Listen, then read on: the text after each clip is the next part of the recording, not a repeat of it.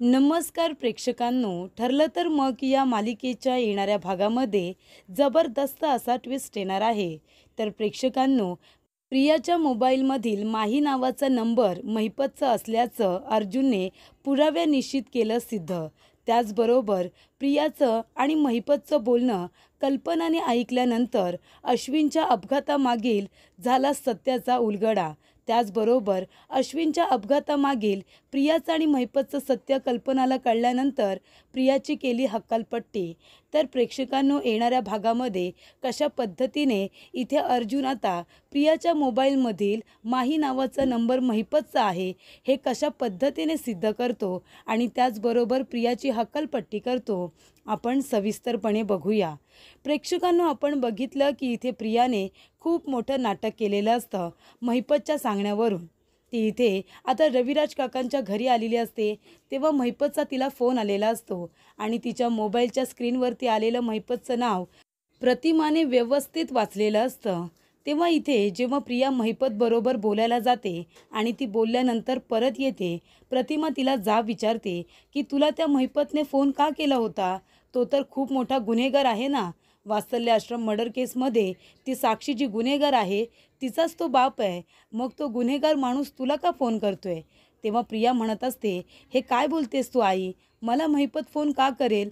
तेव्हा रविराज काका त्यांचं बोलणं ऐकतात आणि म्हणतात की तन्वी, त्या महिपतने तुला फोन केला होता.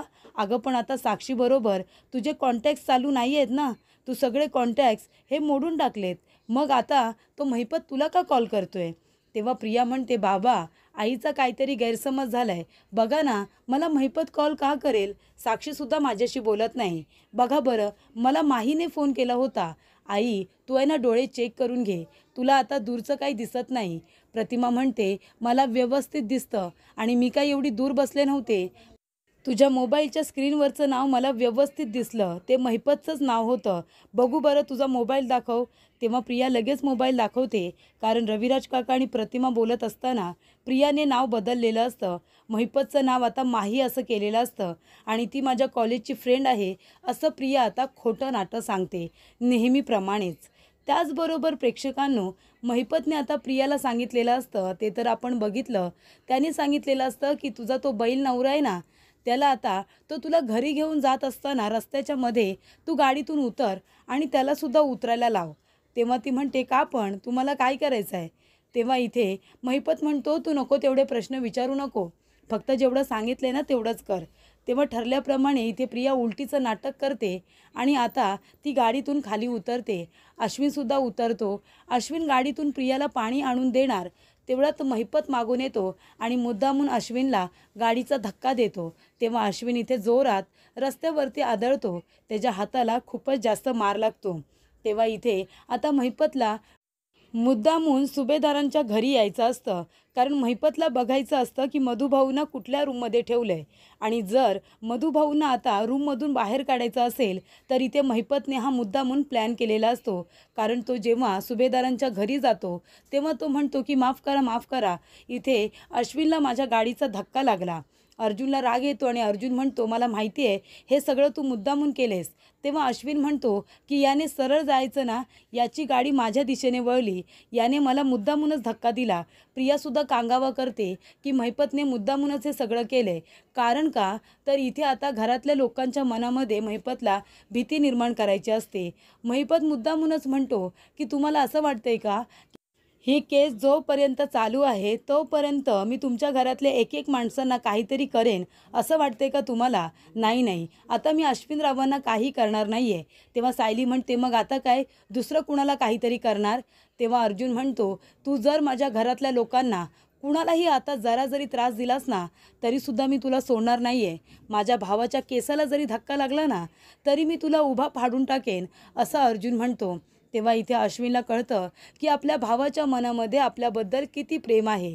त्यानंतर इथे आता महिपत ज्या पद्धतीने बोलून गेलेला असतो तेव्हा प्रिया म्हणते, बघितलंत ना, ही वात्सल्य आश्रम मर्डर केस जेव्हापासून चालू आहे आणि मधुभाऊ आपल्या घरामध्ये येऊन राहत आहेत ना तेव्हापासून या महिपतची हिंमत खूपच जास्त वाढले. आपल्या घरापर्यंत येऊन पोचलाय तो. तेव्हा कल्पना म्हणते की अर्जुन, तू एवढ्या केसेस लढतोस रे, पण एकही केस आपल्या घरापर्यंत आलेली नाही आहे. पण या महिपतची एवढी हिंमत झाली आहे की तो घरापर्यंत येतो आणि हे सगळे ह्या केसमुळे होत आहे. मधुभाऊंना आपल्या घरामध्ये ठेवून घेतलं आहे ना, एक प्रकारे संकट ओढावून घेतलं आहे. तेव्हा प्रिया म्हणत असते की बघताय ना तुम्ही, म्हणजे आता माझ्या नवऱ्याला जर काही झालं असतं तर या घरामध्ये जेव्हापासून मधुभाऊ आलेत ना, तेव्हापासून हे घडतंच आहे. देवा, माझ्या सगळ्या माणसांना सुखरूप ठेवा, असं प्रिया आता नाटक करत असते. अर्जुन आणि सायलीच्या हे सगळं लक्षात येत असतं. त्यानंतरला अर्जुन म्हणतो की या केसची बरीच लोक जोडली गेलेली आहेत. तेव्हा प्रिया म्हणते, तू मला बोलतोयस का? अर्जुन म्हणतो, तुझं नाव घेतलंय का मी? कितीतरी लोक आश्रम केसमध्ये इन्वॉल्ड आहेत, हे तुला माहिती नाही आहे का? तेव्हा इथे आता प्रिया मुद्दामून सगळं स्वतःवरती ओढून घेण्याचा प्रयत्न करत असते. पण त्यानंतर आता अर्जुन आणि सायलीला खूप टेन्शन आलेलं असतं.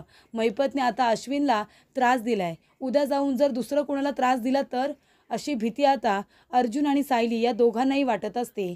जेणेकरून कल्पना पूर्णाजी मधुभाऊंना आता त्या घरातून बाहेर काढतील, म्हणतील की मधुभाऊंना इथे ठेवूच नको, आमच्या जीवाला धोका निर्माण झालेला आहे. मग मधुभाऊंना तिथून दुसरीकडे शिफ्ट केलं की मग काय होणार? तो महिपत मधुभाऊंना तिथून गायब करणार. मधुभाऊंनाच गायब केल्यानंतर मग वात्सल्य आश्रम तिथल्या तिथे क्लोज होणार, असं इकडे आता महिपतला वाटत असतं. आणि मधुभाऊंना घरातून बाहेर काढण्यासाठीच त्यांनी त्या सुभेदारांच्या मनामध्ये ही भीती निर्माण केलेली असते. त्यानंतर प्रेक्षकांनो, इकडे अर्जुन म्हणत असतो, पण एकाएकी बरोबर हा महिपत अश्विनच्या इथे पोहोचलाच कसा? तेव्हा सायली म्हणत असते की अर्जुन सर, हे काय आता कठीण आहे का आपल्यासाठी? अहो, ही प्रिया आहे ना, अजून ही महिपतला मिळालेलीच आहे. यांचाच काहीतरी प्लॅन झाला असेल आणि प्रियासुद्धा या सगळ्यामध्ये सामील आहे, मला माहिती आहे ना. तेव्हा इथे अर्जुन म्हणतो की त्या तन्वीला मी सोडणार नाही. जर तिच्यामुळे माझ्या भावाला काही झालं ना, तर तिला धडा शिकवल्याशिवाय मी काही स्वस्थ बसणार नाही आहे. आणि तेवढ्यातच प्रेक्षकांनो, इथे आता प्रतिमाचा सायलीला फोन आलेला असतो. तेव्हा प्रतिमा सायलीला म्हणत असते की सायली, माझं तुझ्याकडे एक काम होतं. सायली म्हणते, प्रतिमा आत्या बोला ना, काय काम आहे तुमचं? तेव्हा प्रतिमा म्हणते, सायली, जेव्हा तू आश्रमामध्ये होतीस तेव्हा तू तन्वीच्या तोंडून कधी माही नावाच्या मुलीचं नाव ऐकलंयस का? तेव्हा इथे सायली म्हणते, नाही. तिची कुणी मैत्रीण होती का माही नावाची? तेव्हा सायली म्हणते की नाही, मला तरी आठवत नाही की माही नावाची कुणी मैत्रीण होती, आणि जर असेल तर मला माहिती नाही आहे. तिच्या कॉलेजच्या मैत्रिणी कॉलेज संपल्यानंतर तिची मैत्री ही साक्षीबरोबर झाली होती, कारण ती तिला पैसे वगैरे द्यायची म्हणून. त्यानंतर प्रेक्षकांनो, इकडे आता प्रतिमा म्हणत असते की सायली, काल जेव्हा इथे तन्वी आली होती ना, तेव्हा तिला महिपतचा फोन आला होता. हा तोच महिपत आहे, वात्सल्य आश्रम मर्डर केसमध्ये ती गुन्हेगार साक्षी आहे ना, तिचे वडील. मला माहिती आहे ना, मला रविराजांनी सांगितलं आहे. मग त्या महिपतने तन्वीला का कॉल केला असेल ना, आणि मी तिला विचारलं की त्या महिपतने तुला का कॉल केला होता, तर ती मला काय म्हणाली माहिती आहे? आई, तुझे डोळे तपासून घे ना, मला माही नावाच्या मुलीने फोन केला होता, ती माझी मैत्रीण आहे, आणि नंबर दाखवला तर तेव्हा माही नाव असं होतं. पण मी व्यवस्थित माझ्या डोळ्यांनी वाचलं होतं की ते महिपतच नाव होतं, आणि ती एकदम घाईघाईने फोन उचलून सरळ बाहेर निघून गेली. तिने माझ्याशी खोटं बोलली, मलाच ती उलट म्हणाली की मला व्यवस्थित दिसत नाही म्हणून. मला तर संशय आहे की ती खोटं बोलते. तेव्हा मी तुला आता इथे शहानिशा करण्यासाठी फोन केला होता, आणि इथे अजूनही तन्वीला तो महिपत फोन करतो, हे सुद्धा मला सांगायचं होतं. त्यानंतर इथे आता सायली म्हणत असते, प्रतिमा आत्या, तुम्ही नका काळजी करू, आम्हाला हे आधीपासूनच माहिती आहे की प्रिया साक्षी आणि महिपत यांनाच मदत करते. तेव्हा प्रतिमाला आता इथे प्रियाची खूपच जास्त काळजी वाटत असते. त्याचबरोबर प्रेक्षकांनो, इकडे आता अर्जुन म्हणत असतो की मला माहितीच होतं की इथे प्रिया हे सगळं मुद्दामून करते. महिपत तो आपल्या घरी आला होता ना, त्याच्यामध्ये सुद्धा प्रियाची त्याला साथ होतीच, हे तिच्याकडे बघूनच कळत होतं. तेव्हा अर्जुन म्हणतो, मिसेस सायली, तुम्हाला फक्त एक काम करायचं आहे. तुम्हाला आहे ना, त्या प्रियाचा मोबाईल थोड्या वेळासाठी का होईना पण माझ्याकडे आणून द्यायचा आहे. आपण त्याच्यामध्ये तिने जो माही नावाचा नंबर सेव्ह केला आहे ना, तो नंबर इथे आपण चेक करायचा, नेमका तो नंबर माहीचा आहे की महिपतचा ते आपल्याला कळेल. सायली म्हणते, ठीक आहे, तुम्ही काळजीच करू नका, तिचा फोन मी बरोबर तुमच्याकडे आणून देईन.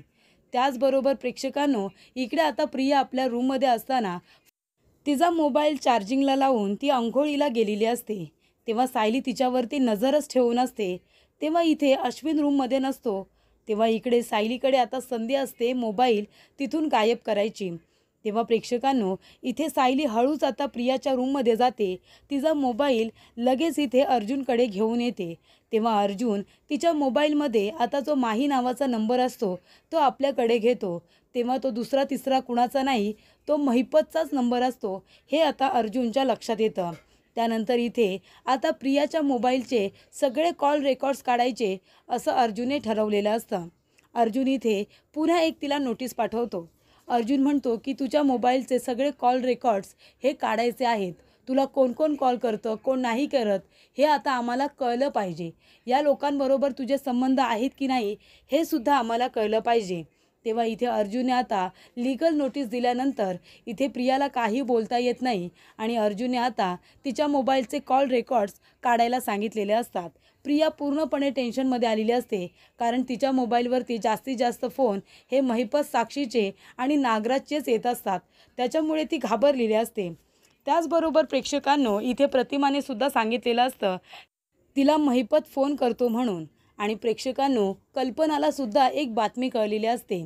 ज्या वेळेला इथे कल्पना किचनमध्ये काम करत असते त्यावेळेला इथे प्रियाला महिपतचा फोन आलेला असतो. तेव्हा इथे अश्विनला जे काही लागलेलं असतं आणि आता मधुभाऊंना घरामध्ये ठेवायचं की नाही, त्यांना जर घरामध्ये ठेवलं तर आपल्या घरावरती असंच संकट येत राहील याच्यावरती चर्चा सुरू असते. तेव्हा प्रियाला सगळ्यात जास्त आनंद झालेला असतो आणि त्याच वेळेला महिपतला फोन करून ती म्हणत असते की काय महिपत, अहो काय तुम्ही आयडिया केलीत, इथे तुम्ही आलात ना घरामध्ये, वादळ आले वादळ. अहो अण्णा, एवढी मोठी आयडिया तुम्ही आधी का नाही केली? आता मला नाही वाटत त्या म्हाताऱ्याला या घरामध्ये घरातले लोक ठेवतील म्हणून. सगळे सुभेदार चिडलेत, म्हणजे मधुभाऊंमुळे आता घरातल्या लोकांवरती संकट येते की काय अशी भीती सगळ्यांना वाटते. अर्जुन आणि सायलीचा चेहरा तर बघण्यासारखा झाला होता. अश्विनला तुम्ही गाडीचा धक्का काय दिलात, पण सगळेजण किती हादरले तुम्ही बघितलंत ना. तुमच्या सुपीक डोक्यामध्ये ही आयडिया कशी आली हो? खरंच मानलं पाहिजे तुम्हाला. तेव्हा इथे आता महिपत काका तुम्ही आहे ना अशीच सगळ्यांना धमकी देत राहा, म्हणजे सगळेजण वैतागतील आणि त्या मधुभाऊंना घरातून हकलून देतील. एकदा का मधुभाऊ घरातून बाहेर पडले की तुम्ही त्यांना उचला, मारून टाका, काय करायचं आहे ते करा. पण इथे आज तुम्ही अश्विनला जो काही धक्का दिलात आणि नंतरला घरातल्या लोकांना जो काही धक्का दिलात ना येऊन, तो तर खूपच जास्त अगदी कौतुकास्पद आहे. असं जेव्हा प्रिया म्हणते ते बोलणं कल्पनाने ऐकलेलं असतं. कल्पनाने ते बोलणं ऐकल्यानंतर ती म्हणते की याचा अर्थ सायली अर्जुन जे काही बोलत आहेत ते खरं आहे.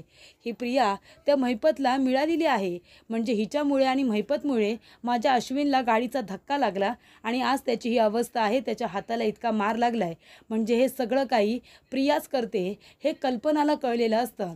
त्यानंतर प्रेक्षकांनो कल्पनाने आता ही बातमी आपल्या मनातल्या मनातच ठेवलेली असते, कारण ती सुद्धा योग्य वेळेची वाट बघत असते.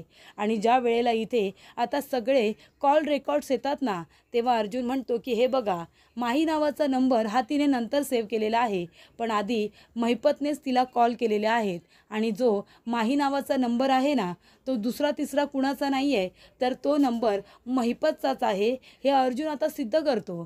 तेव्हा अर्जुन म्हणतो, अश्विन तुला माहिती आहे का, ज्या वेळेला तिथे प्रियाने उलटी येण्याचं नाटक केलं आणि तू गाडीतून बाहेर उतरलास ना, हा सगळा प्लॅनचा भाग होता प्रियाच्या आणि त्या महिपतचा. म्हणून तर बरोबर महिपत त्याच वेळेला तिथे कसं काय आला आणि तुला धक्का दिला तर दिला आणि बरोबर तुझ्याबरोबर घरीसुद्धा आला, नाहीतर तो गुन्हेगार माणूस त्याची इतकी हिंमत आपल्या घरी यायची. तेव्हा इथे आता प्रिया म्हणत असते की अर्जुन, अश्विन बघितलंस ना, हा माझ्यावरती कसे खोटे नाटे आरोप करतोय. कल्पना म्हणते, काय खोटे नाटे आरोप करतोय ग? जेव्हा तू महिपतला फोन केला होतास ना, त्याचं कौतुक करण्यासाठी की कशा पद्धतीने त्याने अश्विनला धक्का दिला, कशा पद्धतीने त्याला पाडलं आणि मग घरामध्ये येऊन सगळ्यांना धमकी दिली, आम्ही सगळे किती घाबरलो, हे सगळं तू जेव्हा बोलत होतीस ना, तेव्हा मी स्वतः तुझं सगळं बोलणं ऐकलं. त्याच्यामुळे आता खोटं बोलू नकोस. या वेळेला आम्ही फसणार नाही आहोत. अर्जुन आणि सायली जे काही तुझ्याबद्दल बोलतात ना, जे काही त्यांचं मत आहे ते अगदी बरोबर आहे, असं आता इथे कल्पनासुद्धा म्हणते. त्यानंतर अर्जुन म्हणतो की आता तुझी वाट मी कोर्टामध्ये लावेनच, पण इथे आता तू थांबायचं नाही. तेव्हा पूर्णाजी म्हणते की आताच्या आता ही जी हक्कलपट्टी करा, म्हणजे ही त्या महिपत आणि साक्षीला मदत करते आणि माझ्या इथे अश्विनचा जीव धोक्यामध्ये टाकते.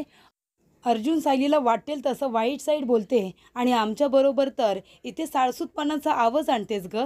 पण कशा पद्धतीने तू हे सगळं प्लॅनिंग करतेस ना, ते आता आम्हाला बरोबर कळलं आहे.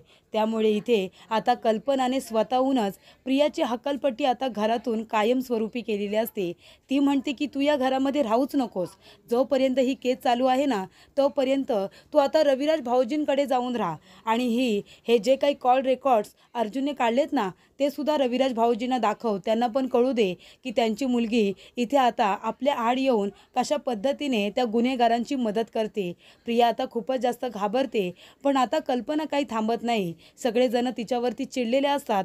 अशा पद्धतीने आता कल्पनाने, अर्जुनने सगळ्यांनी मिळून इथे प्रियाची हकालपट्टी सुभेदारांच्या घरातून कायमस्वरूपी आता केलेली असते आणि त्यामुळे तिचा खरा चेहरा सगळ्यांच्या समोर आलेला असतो.